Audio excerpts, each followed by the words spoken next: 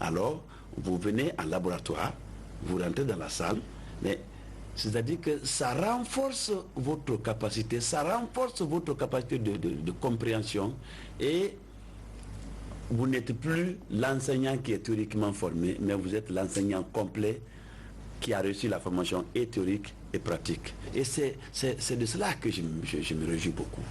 L'Institut agronomique et vétérinaire de Farana et l'Université Nzéré Koré bénéficient eux aussi d'équipements de laboratoire modernes. Et cette politique d'équipement et de modernisation concerne tous les instituts d'enseignement supérieur public du pays. Dans le même volet à Mamou, un institut de formation signe un accord de partenariat avec une université française. L'accord prévoit un échange d'expériences dans plusieurs domaines comme les énergies renouvelables. Les deux parties ont scellé cette convention qui couvre aussi le volet formation des étudiants. Reportage pour Mamadou Paté-Baldi. Signature entre l'Institut supérieur de technologie d'Omamo et l'Université de Datoa en France s'articule autour de l'échange réciproque entre les étudiants et enseignants-chercheurs. Mieux mettre en place des doubles diplômes, renforcer la collaboration dans des projets de recherche axés sur des thèmes communs, la codirection des mémoires et co-tutelle des thèses de publication communes et l'échange de documents de publication. Le but ultime de notre coopération avec l'Université d'Artois, c'est pour améliorer l'employabilité des jeunes sortant de notre institution. Et cela passe par plusieurs étapes. D'abord la formation des formateurs, ensuite l'équipement des laboratoires de formation. La formation sera basée sur ces deux départements. Pourquoi? Parce qu'en fait, ce sont les demandes de compétences de l'Université d'Artois. Dans ce département, l'Université de Dartois prévoit la définition des programmes de collaboration en matière de formation en génie électrique et la mise à disposition des équipements de travaux publics pour faciliter l'intégration des étudiants dans les unités industrielles et dans les centrales de production d'énergie électrique. Nous voulons, parce que l'instrumentation, la licence est professionnelle et qui parle de métier, parle de pratique. Donc le département appuie sur la pratique. Donc c'est pourquoi nous voulons des équipements qui sont utilisés dans les unités industrielles, qu'on peut trouver aussi dans les labos de l'IST Mamou, pour que l'étudiant avant sa sortie ait vraiment de la main. Et qui parle de main, c'est qu'on a un métier, parce que c'est ça la licence professionnelle. Nous avons sollicité à ceux qui puissent nous assister dans le cadre de la formation des formateurs des enseignants et surtout aussi dans le cadre de l'équipement en laboratoire surtout. Et si possible la formation de nos enseignants en master et en thèse de doctorat et la mobilité des étudiants. Au-delà de cette convention, la coopération entre l'IST de Mamou, la société Flippo Richir, Paul Médé et l'Université de Dartois a été signée. Ce nouveau partenariat vise la fabrication d'un module pour la production de l'électricité et de l'eau d'une capacité de 300 litres d'eau par jour destinée à l'hôpital régional de Mamou. La maintenance des équipements et la formation continue des étudiants et enseignants-chercheurs en alternance sera assurée par l'Institut de Télico. Et l'idée de cette formation, c'est de la faire en adéquation avec les besoins de l'industrie. Donc les jeunes seront formés, seront amenés à un niveau de licence professionnelle en maintenance industrielle en génie électrique.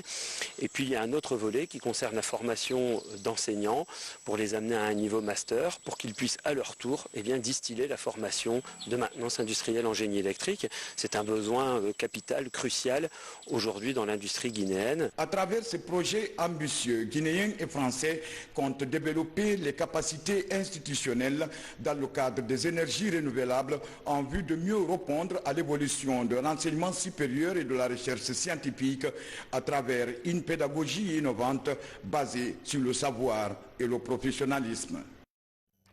Renforcement du système éducatif toujours, une nouvelle politique est en élaboration. Elle concerne les domaines des sciences et de la technologie. Des acteurs de l'enseignement supérieur et de la société civile planchent sur sa rédaction. La démarche vise à encourager les innovations technologiques. Les précisions avec Francis Collier. En Guinée, les jeunes les plus courageux font du chemin dans les domaines de la science. C'est le cas de quelques jeunes PhD, entendez doctorants d'État. Dans le cadre de la Journée internationale de la jeunesse, 2 jeunes PhD, modèles de réussite en recherche préventive, se sont prêtés à nos questions. Alexandre Delamour est le premier modèle de réussite qui a toujours donné la priorité aux études. premier et deuxième de la République au bac 1 et 2 en 1996 puis en 1997 avant l'accès à l'université Gamal au compte de la faculté de médecine. Ses travaux de recherche lui ont valu une bourse pour la Belgique. Je suis resté en Guinée où j'ai travaillé pendant 2 ans. Puis je me suis dit qu'il était important de toujours renforcer mes capacités. Donc dans le cadre d'une bourse qu'on appelle sandwich, c'est-à-dire qui vous permet de rester pour la recherche dans votre pays et de venir aussi pour faire le travail scientifique, une partie du travail scientifique en Europe. Donc j'ai soutenu ma thèse en mars 2018. Et comme entre-temps, j'avais avancé en grade à l'université, donc en passant d'assistant à maître assistant en 2016, donc j'ai réunissé toutes les conditions pour pouvoir soumettre ma candidature pour le concours d'agrégation du CAMES. Et avec le soutien donc du décanat de la faculté des sciences et techniques de la santé, j'ai pu soumettre mon dossier et donc je faisais partie de la cohorte guinéenne de 2018 et qui a passé le concours d'agrégation au Gabon dans le domaine de la médecine. Agrégé maître de conférence par le Conseil africain et malgache de l'enseignement supérieur, Alexandre Delamour est aujourd'hui chef de chaire de santé publique. Il est aussi enseignant-chercheur dans le même domaine. En tant qu'enseignant-chercheur, donc, je suis impliqué dans les activités de formation, mais pour nourrir les formations que je donne aux étudiants, ce sont les résultats des recherches que je mène et que d'autres chercheurs aussi mènent, qui nous aident à enrichir les cours et donc à maintenir le niveau des étudiants vraiment à des standards qui sont acceptables en Guinée et à l'étranger. Dr Chérif Mahmoudou Sama est cet autre modèle de réussite dans les travaux de laboratoire. Il a quant à lui bénéficié d'une bourse du Japon en technique de fabrication de vaccins. Le chemin n'a pas été facile. Tout d'abord, on a commencé nos études universitaires ici, qui est le premier palier en fait. Donc j'ai été orienté à la faculté de médecine pendant mon doctorat au Japon. Donc j'ai travaillé sur le paludisme et sur la prévention du paludisme, comment préparer un vaccin, comment le mettre en œuvre et comment l'évaluer. Et c'est à l'issue de cette formation que j'ai pu avoir une autre opportunité pour aller en Angleterre à l'université d'Oxford pour apprendre la recherche clinique. Et c'est cette recherche clinique, les connaissances de cette recherche clinique qui me permettent aujourd'hui de m'impliquer beaucoup plus dans les essais cliniques pour pouvoir trouver solution à ces différents problèmes. La recherche fait la science et la science développe le monde. Dr Mahmoudou Chérif et professeur Alexandre Delamour sont deux jeunes modèles de réussite parmi tant d'autres jeunes Guinéens qui évoluent dans les domaines des sciences. Leur courage est une source d'inspiration pour les jeunes qui comptent faire carrière dans les domaines de sciences. Justement, beaucoup de jeunes acceptent de pousser la formation. Focus ce soir sur ces grands talents qui évoluent dans le domaine de la médecine. Parcours impressionnant, engagement patriotique, utilité publique, ces jeunes médecins veulent tout simplement servir leur nation, comme nous l'indique ce reportage de Karno Maroufba. Ils font partie des jeunes professeurs agrégés dans les différentes spécialités de la médecine. De la neurologie à la pharmacie, en passant par des maladies infectieuses, ils forment aujourd'hui la nouvelle génération qui a bénéficié d'études médicales pointues pour servir leur nation et satisfaire les patients. Après les études à la faculté de médecine odontostomatologie et pharmacie à l'université Gamal Abdel Nasser, ils ont tous rehaussé leur niveau d'études dans de grandes universités à travers le continent et le reste du monde.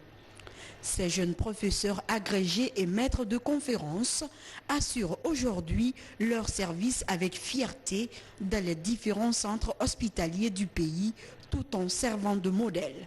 Je me suis spécialisé en neurologie en partie au Sénégal, à l'université Cheikh Anta Diop et à l'hôpital Fann, avant de faire une attestation de formation spécialisée en neurologie à l'hôpital Jean Monnet de Saint-Étienne, puis à l'hôpital Guy de Chauliac de Montpellier. Puis je suis devenu spécialiste en neurologie. J'ai dû me spécialiser également en médecine physique et réadaptation à l'Université catholique de Louvain, avec une attestation en électroneurommyographie. C'est l'examen qui permet de faire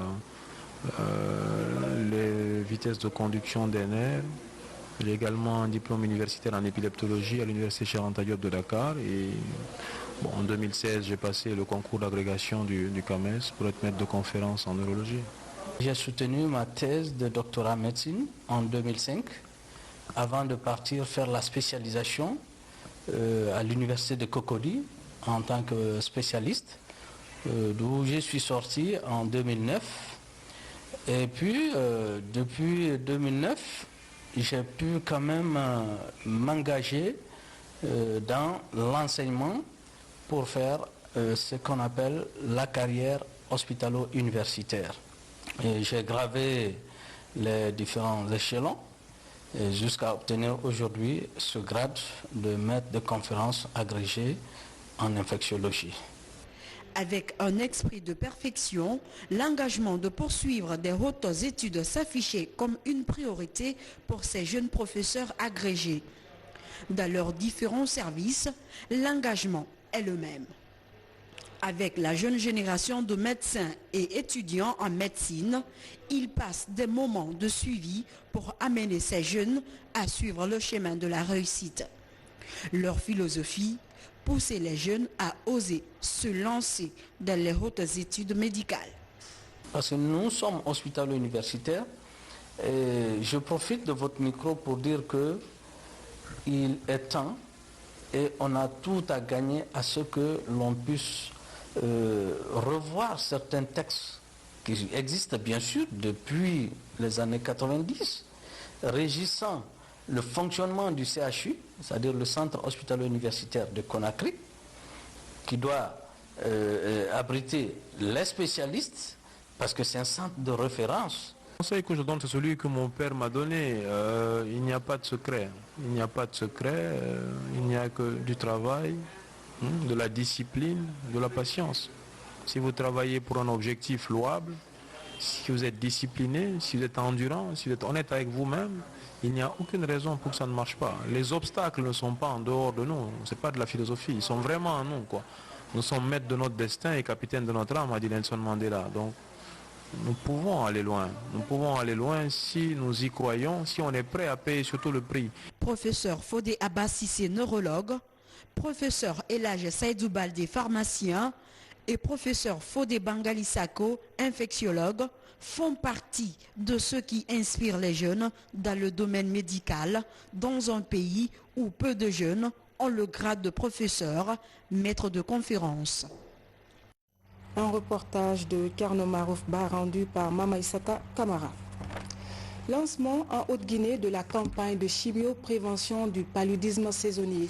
Il s'agit de la 4e édition pilotée par Catholic Relief Service. La campagne vise les enfants de 3 à 59 mois, sans marathon.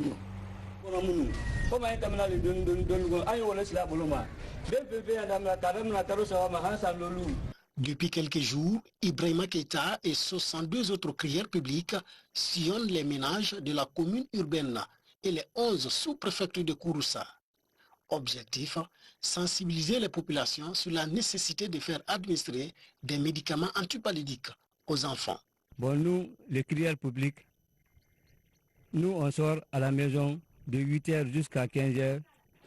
Des fois à 15h30, nous sommes sur le terrain pour expliquer les parents que les docteurs viennent de donner les médicaments contre le palu. Sur les pas de ces crieurs publics, 414 agents déployés dans 7 préfectures pour administrer les SPAQ aux enfants âgés de 3 à 59 mois en vue de les protéger contre le paludisme. Les enfants qui sont sains, qui ne sont pas sous traitement, c'est les enfants-là qui doivent prendre ce médicament. Je suis maintenant à 4e passage comme ça. Pour le moment, je n'ai pas eu de difficultés dans les familles. Quand je viens, les mères d'enfants font sortir leurs enfants et je donne leurs médicaments. Ces produits-là ne coûtent rien. Donc au lieu de laisser les enfants comme ça sans utiliser ces produits et que les enfants tombent malades, tu vas à l'hôpital ou bien à la pharmacie dépenser beaucoup et alors que tu n'as rien à payer avec ces produits. Donc il vaut mieux utiliser ce produit au lieu d'aller à l'hôpital. Lancée il y a 2 ans, cette campagne de chimioprévention du paludisme saisonnier est une initiative du ministère de la Santé. Le projet est mis en œuvre par Catholique Relève Service. Il couvre 5 préfectures de la Haute-Guinée où le taux de prévalence du palu est plus élevé, surtout en période hivernale. C'est durant la période hivernale nous avons beaucoup de cas et à Kouroussa, la période précise où on a beaucoup de cas, c'est à partir de juin. Donc de juin jusqu'à août, on a beaucoup de cas d'enfants qui tombent malades de palu. Et le vrai impact de la CPS, c'est qu'à l'hôpital, dès le premier passage, on commence déjà à voir le nombre de cas qui est en train de changer ou qui est en train de diminuer. Donc ça prouve que la CPS donne un impact très positif dans la communauté parce que ça diminue non seulement le nombre de cas de référence, mais aussi le nombre de cas de palu graves dans les centres de santé qu'on envoie au centre et à l'hôpital. Tout comme à Kouroussa, 694 agents distributeurs de médicaments sont aussi déployés dans la préfecture de Kankan. Leur mission, donner l'OSP accueilli à près de 110 000 enfants de la zone. Nous sommes au 3e jour. Le premier jour, nous avions une couverture de 26% et le deuxième jour, nous avons aussi une couverture de 26%. Donc au jour d'aujourd'hui, les 2 jours, nous avons une couverture de 52%, ce qui démontre à suffisance que la campagne se déroule très bien dans le district sanitaire de Kankan. Cette opération marque le 4e et dernier passage de cette campagne de chimioprévention du paludisme saisonnier dans la savane guinéenne au compte de l'année 2019. Autre aspect de l'actualité nationale, atteindre 90% de véhicules assurés en République de Guinée. C'est l'une des préoccupations majeures du gouvernement et pour y arriver, une campagne de sensibilisation vient d'être lancée par des agents techniques du Fonds de garantie automobile. L'action se déroule au niveau des postes de pesage et des points de contrôle de la gendarmerie nationale. Reportage Ousmane Ba.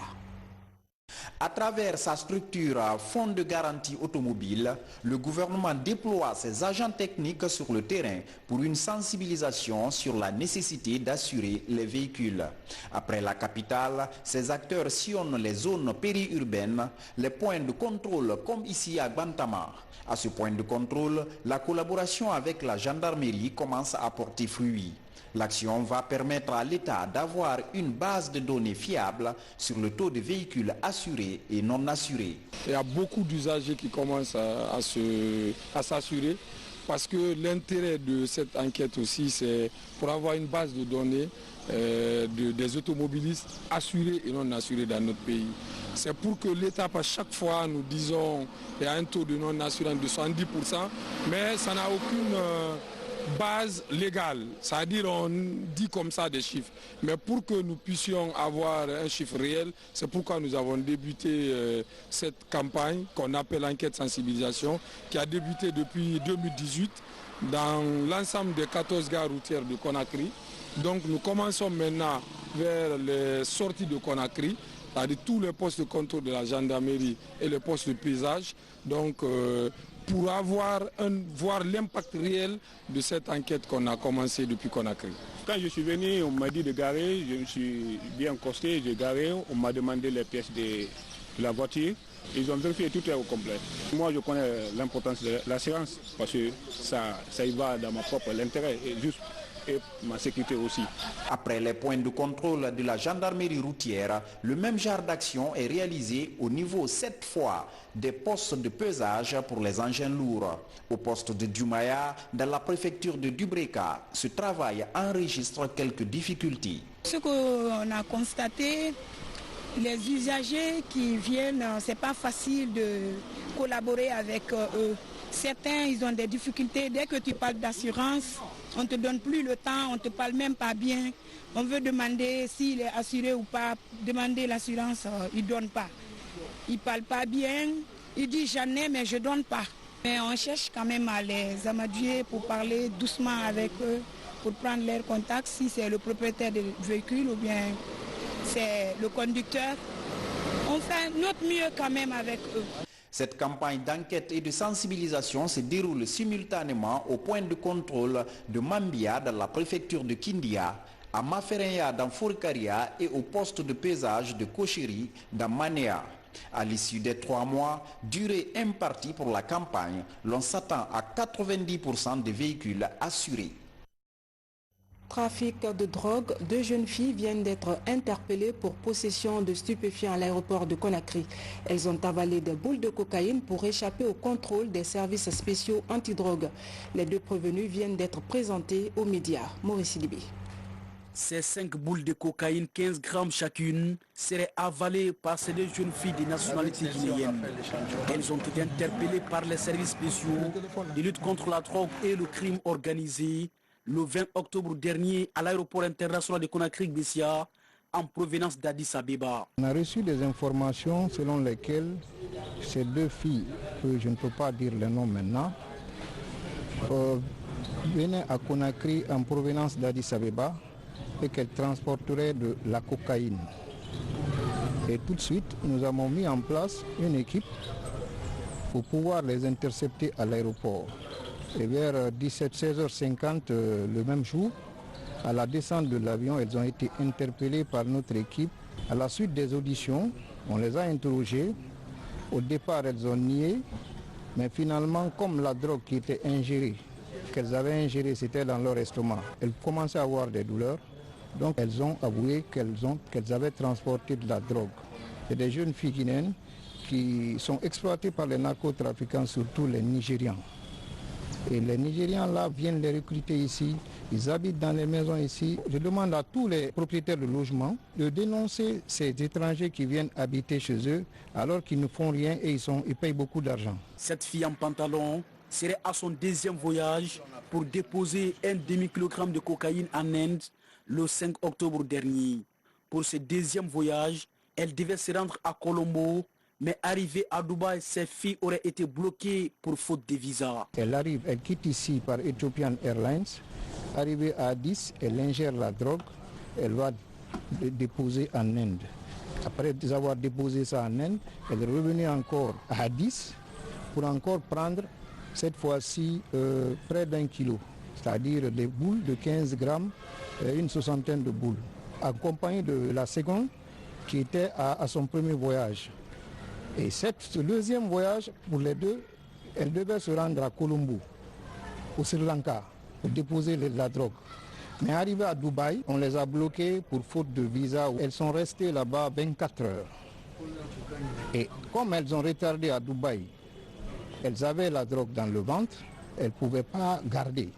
Elles ont commencé à sortir une certaine quantité. Et après avoir quitté Dubaï, elles sont revenues encore à Addis et c'est là-bas encore elles ont sorti le reste de la drogue.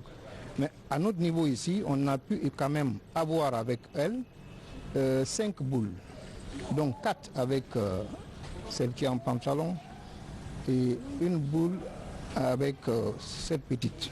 Présentées à la presse, elles n'ont pas accepté de livrer leur version des faits. Je n'ai rien à dire aux médias, désolé. Ces 2 jeunes filles seront déférées devant les tribunaux pour apporter la lumière sur le dossier. Actualité hors du pays. La diaspora vivant en France apporte son soutien au programme de développement du président Alpha Condé. Ses compatriotes suivent de très près la situation sociopolitique du pays et se réjouissent des acquis de la Troisième République. Ce matin, un carnaval géant a réuni des Guinéens de France et Belgique. Yaya Silla.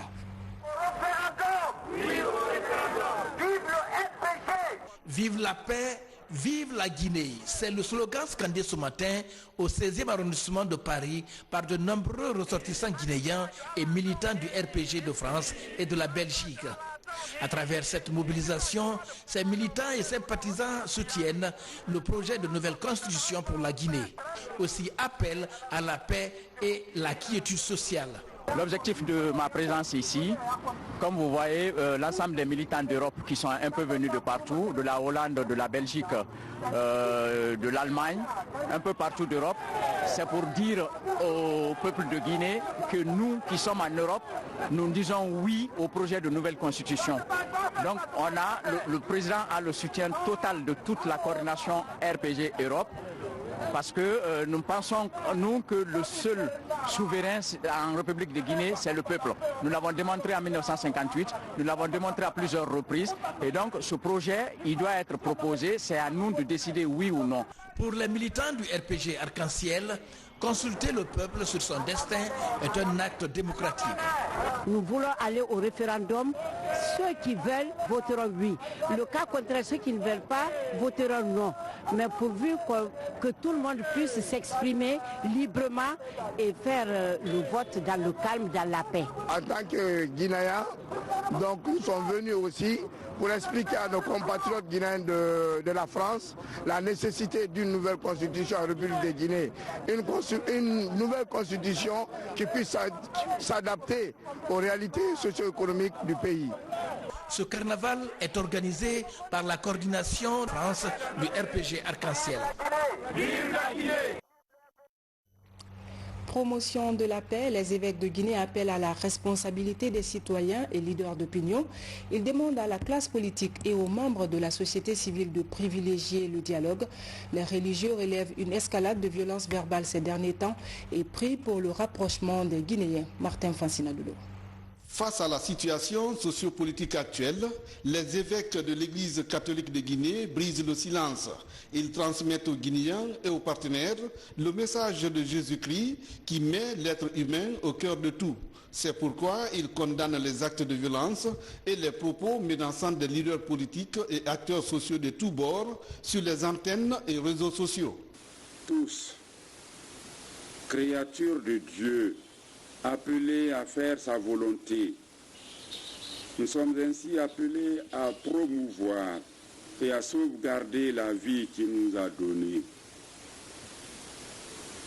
C'est pourquoi nous condamnons fermement les pertes en vies humaines, les blessures et les dégâts de toutes sortes qui ont marqué les dernières manifestations dans notre pays. Nous en appelons vivement à la responsabilité et au sens élevé de la vie de toutes les parties prenantes. Nous invitons le gouvernement et tous les acteurs sociopolitiques au respect scrupuleux de la vie qui est le bien le plus sacré que Dieu nous a donné.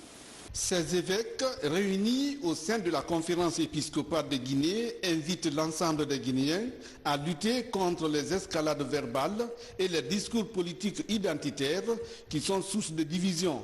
Une approche qui pouvait favoriser la promotion de la paix à travers la culture du dialogue. De grâce, Guinéennes et Guinéens, au nom de Dieu, nous vous le demandons, soyez des artisans de paix et épargnez les vies humaines car elles sont sacrées. Nous invitons tous les acteurs sociopolitiques à développer et à promouvoir une culture de dialogue et de paix afin d'asseoir les bases de la réconciliation, orientée vers la consolidation des acquis démocratiques et l'unité nationale en Guinée. Oui, nous devons privilégier le dialogue pour la résolution pacifique des conflits entre nous, Guinéens. Nous vous supplions tous d'épargner à notre pays de nouvelles violences qui ne peuvent que détruire au lieu de construire. Soucieux de la préservation de la paix et de la cohésion sociale en Guinée, les évêques catholiques de Guinée exhortent toutes les parties à plus de responsabilité et de vigilance en vue d'un apaisement du climat social et favoriser le dialogue et la recherche du consensus dans le respect de la loi. Voilà, mesdames et messieurs, c'est la fin de ce journal. Merci à vous tous de l'avoir suivi. Excellente suite en compagnie de nos programmes qui se poursuivent sur le www.rtgcoloma.info. Bonsoir et à demain.